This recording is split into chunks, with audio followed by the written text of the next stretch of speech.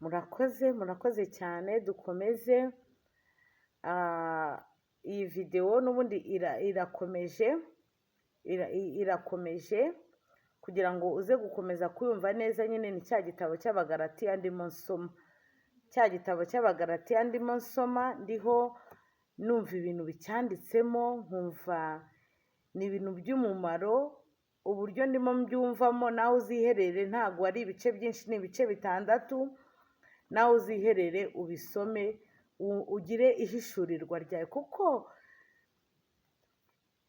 mu ntwaro twahawe harimo kumenya n'ijambo ry'Imana, ko ijambo ry'Imana iyo urifite uba ufite inkota uzabasha kugenda urwanisha na wa mubi. Reka dukomeze. Twari turiho twiga aya mategeko, turiho twiga ukuntu amategeko adashaka gutuma tubona ubwami bw'Imana.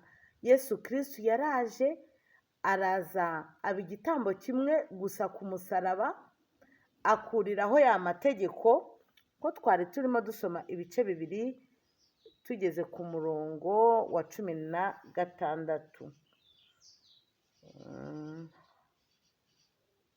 ngo nyamara tumenye yuko umuntu adatsindishirizwa n'imirimo itegetswe n'amategeko, ahubwo atsindishirizwa no kwizera Yesu Kristo. Hari abantu ubona bakurikiza amategeko cyane, wenda ariko nabo niko babizi, wenda ntibafashe umwanya wo gusoma, ariko amategeko nta kintu na kimwe yadukuriraho, nta kintu na kimwe yadukiza. Ikidukiza, ikiduhesha agakiza ni ukwizera izina rya Yesu Kristo. ngo kwizera, nabisomye mu Befeso, kwizera niyo ngabo turwanisha. Dukomeze. Iyi videwo ndimo nkora, uze kwihangana, uze no kureba iyindi videwo yayo yabanje bwa mbere. Reka dusome nanone, ni rezime ndimo nkora y'igitabo cy'Abagalatiya. Dusome ibice 2 umurongo wa 21. nawo uri mu mirongo natoranyije. ngo simpindura ubusa ubuntu bw'Imana, kuko niba gukiranuka kuzanwa n'amategeko, Kristo yaba yarapfiriye ubusa. Turamutse gukiranuka ari ukuvuga ngo natanze icya 10, natanze amaturo, nasenze ku isabato, mbese hari wakurikije n'amategeko wenda y'itorero ryawe, kuko kera nari nzi ko ibintu byose amatorero atwigisha aba ari ukuri. Wenda bakubwiye ngo niwambara ipantaro n'icyaha, ukavuga ukitwararika ukambara ijipo, niwimakiya n'icyaha ukitwararika. Utwo tuntu twose ukagenda utwitwararika, ntabwo utwo ngutwo twaguhesha ijuru, kuko Yesu Kristo icyo adusaba ni ukumwizera. Iyo tumaze kumwizera, hari amategeko aduha tugendana mu mitima yacu. Ntabwo mpakanye ko hano ku isi ibintu ni bibiri. Imyenda nimba ihari, hari imyenda y'abakozi b'Imana n'imyenda y'abakozi ba Satani. Nimba ibintu byose ku isi ibintu ni bibiri, ariko hari n'ibyo wakora, kuko Imana yaduhaye kuzakandagira inzoka na sikorupiyo, ko tuzarya ibyica ntibigire icyo bidutwara. Niyo mpamvu ikintu cyose ariyo myenda uguze ukwiye kuyisengera, ari isoko zishokoje ugomba kuyisengera, ukamenya ngo ibintu byose ndimo nkora nabanje Yesu imbere. Nibwo ugenda udafite imitego yaguteze. ngo simpindura ubusa ubuntu bw'Imana, kuko niba gukiranuka kuzanwa n'amategeko, Kristo yaba yarapfiriye ubusa. Dukomeze rero tujye ku gice cya 3. nakuyemo kuva ku murongo wa 1 kugeza kwa 15. ni rezime y'igitabo cy'Abagalatiya. ni igitabo cyamfashije kuva mu bintu by'amategeko, cyamfashije kuva mu bintu bya doctrine y'idini, cyamfashije kumenya iyo mva n'iyo njya, cyamfashije kudatwarwa, kuba umuntu atanzanaho amabwiriza ye ngo azambwire ngo iki ni icyaha, iki ni icyaha, ngo nanjye ntereranwe n'iyo miyaga. Ahubwo cyanyigishije kumenya kwizera, kumenya kurwanisha intwaro yitwa kwizera. reka dusome kino gice cya gatatu tugeze ku murongo wa 5 ngo yemwe bagalatiya b'abapfapfa, ninde wabaroze mweretswe Yesu Kristo nk'ubambwe ku musaraba mu maso yanyu? Ibi byonyine nibyo nshaka ko mumbwira. Mbese imirimo itegetswe n'amategeko niyo yabahesha umwuka, cyangwa se nuko mwumvishe mukizera? Muri abapfapfa mutyo, mwatangiye iby'umwuka none mubiherukije iby'umubiri. Ya mibabaro myinshi mwayibabarijwe ubusa, niba yari iy'ubusa koko.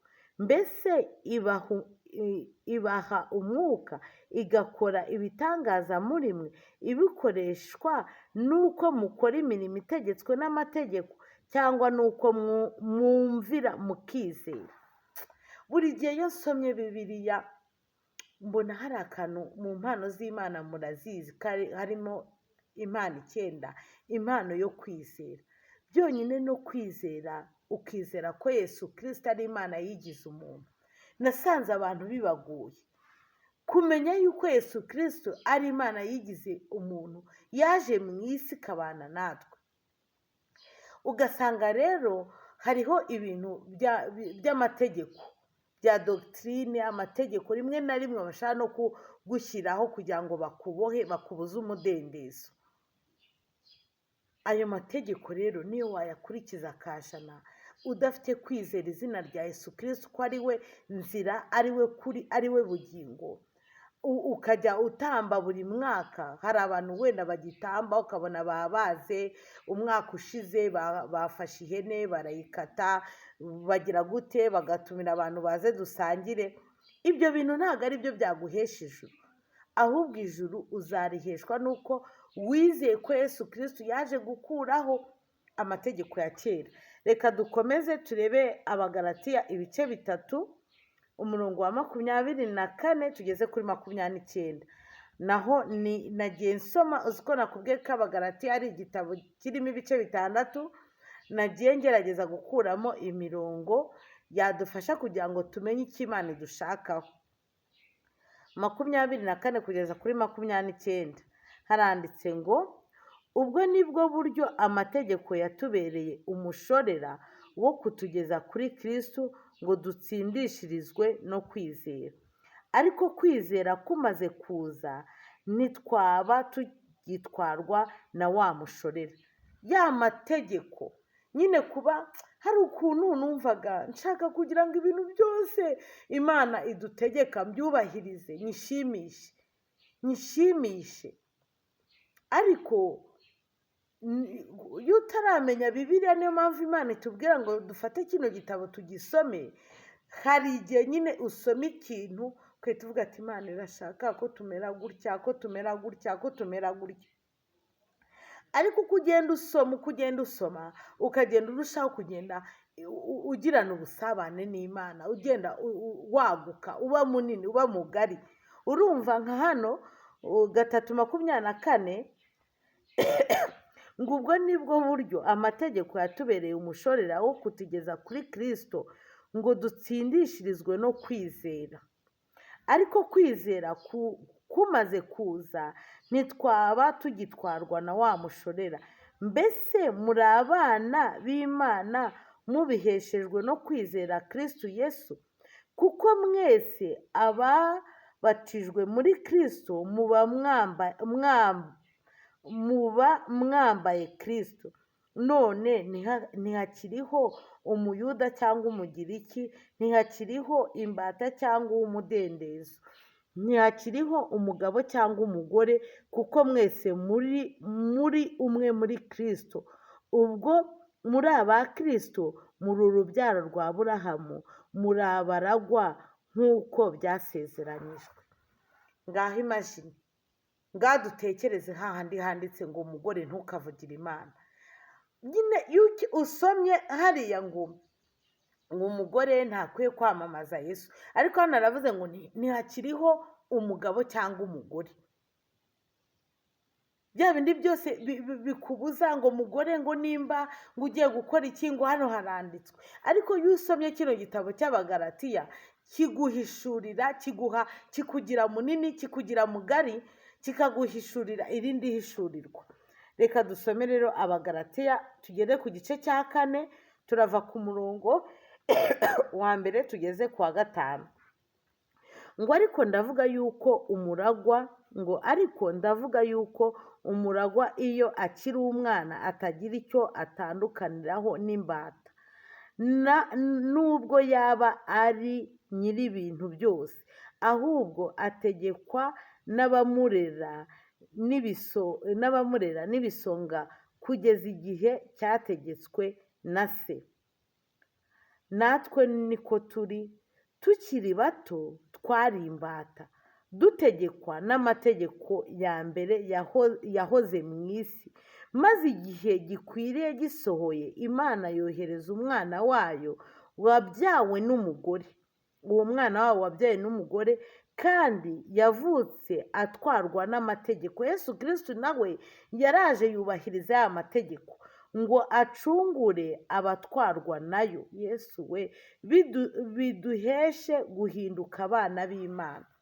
Yesu Kristo yabyawe n'umugore kandi yavutse atwarwa n'amategeko. Niyo mpamvu hariho ibintu bakubwira ngo ibi se ko Yesu Kristo yabikoze, ngo ibi yavutse nawe atwarwa n'amategeko. Yabyawe n'umugore, avuka atwarwa n'amategeko. Urumva, hari ibyo yubahirije, hari amaturo yagiye atura, yagiye nawe mu rusengero, yari agitwarwa n'amategeko. Kandi yavutse atwarwa n'amategeko ngo acungure abatwarwa nayo, biduheshe guhinduka abana b'Imana. Ntidushaka kuba abana b'Imana tutemeye kuyoborwa na Yesu Kristo. Niyo mpamvu ibintu by'amategeko, iyo wamaze kugira Yesu Kristo mu mutima, umuntu akaza akakubwira ngo kugira ngo ugere ku Mana ngo ibabaze, wipfuragure, use nabi, ukore ibintu ibi n'ibi, nibwo uzagera ku Mana. Ayo ni amategeko. Ariko wowe wamaze kugira Yesu Kristo muri wowe, urabohoka, ugahinduka icyaremwe gishya, ukamenya ko Imana izira umwibone. Yesu Kristo, Satani yakoze ubwibone mu ijuru. Ukamenya ngo ibi bintu nkoze ni ugusa neza, cyangwa ibi bintu nkoze ni ubwibone.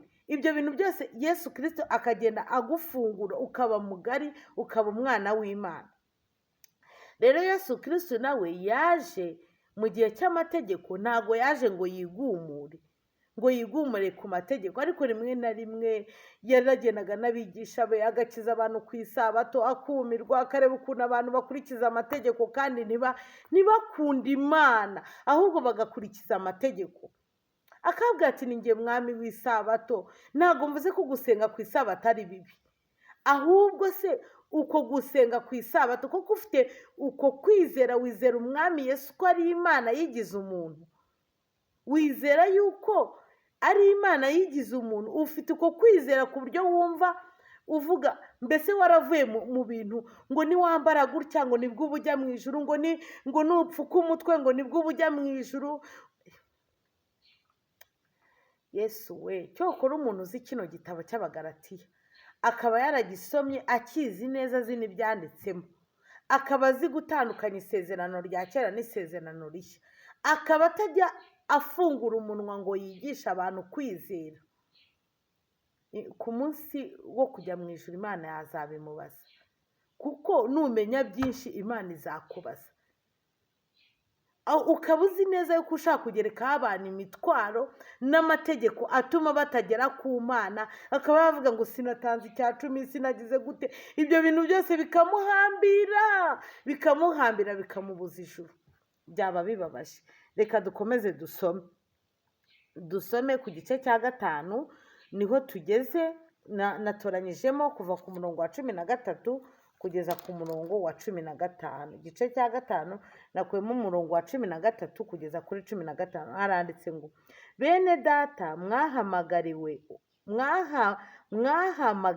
umudendezo, ariko umudendezo wanyu ntimukawugire urwitwazo rwo gukurikiza ibya kamere, ahubwo mukorere mu rukundo, kuko amategeko yose asohorera mu ijambo rimwe ngiri ngo ukunde mugenzi wawe nk'uko wikunda. Ariko rero nimushikurana mugaconshomerana, mwirinde mutamarana. Hari ukuntu wumva ngo Yesu Kristo yaje ngo gukuraho amategeko, noneho ukibagirwa ko twavutse muri kamere, twavutse mu byaha, turi abanyabyaha, kandi hari ibintu kamere ikunda umwuka yanga. Rero ugahita uvuga ngo Yesu Kristo ngo ibintu byose yarabirangije, ngo ibintu byose Yesu Kristo yarabirangije. Hoya, hari imirimo ya kamere. Iyo mirimo ya kamere umwuka arayanga, kandi tuzi ko umwuka ni Imana. Tuzi ko Yesu Kristo asubiye mu ijuru yasize abwiye abigishwa be ngo nzaboherereza umufasha. Tuzi ko Imana ari umwuka, ngo n'abayisenga bakwiriye kuyisenga mu kuri no mu mwuka. Iyo mirimo ya kamere rero nahise nyibona hano mu bice bitandatu. Mu bice bitandatu biranditse umurongo wa 10. Umurongo wa 10, ibice bitandatu umurongo wa 10. Nuko rero tugirire bose neza uko tubonye uburyo, ariko cyane cyane abo mu nzu y'abizera. Hano imirimo ya kamere nayibonye ni ku murongo wa 19. Reka dusome kuva kuri 19 tugeze na 21 tugeze 26. Reka turebe imirimo rero. Ngo dore imirimo ya kamere iragaragara niyi.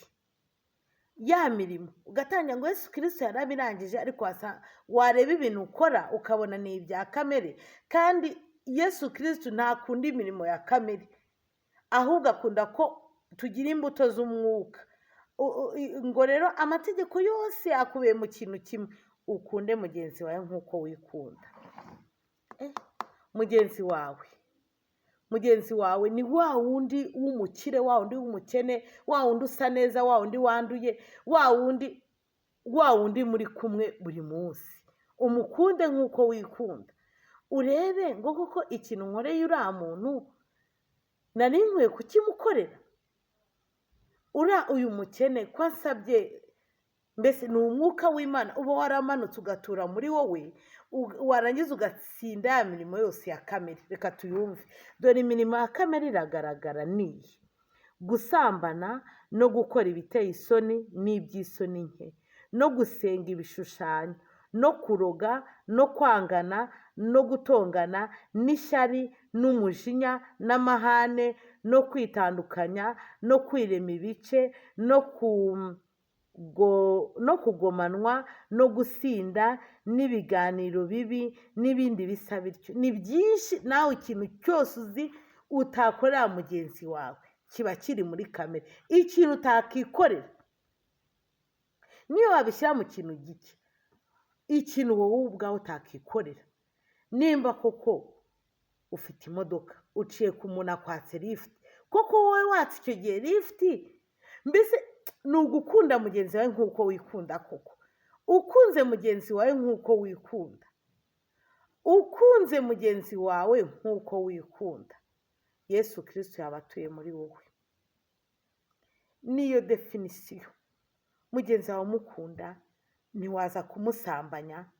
Mugenzi wawe umukunda, ntiwakora ibiteye isoni kuri we, iby'isoni nke. Ukunda Imana, ntiwasenga ibishushanyo ngo wifate ngo wiherere. Uzi ko Imana ari umwuka, izi ko ireba hose, uzi ko ngo n'imisatsi yo ku mutwe yacu irayizi, izi ko ireba n'ahandi undi muntu atabona, izi ko kureba uri wenyine ikakumenya, ikamenya ikintu utekereza kiri mu mutima wawe. Reka turebe. Ngo ariko rero imbuto z'umwuka ni urukundo, ibyishimo, amahoro, ntiwateza amahane, no kwihangana.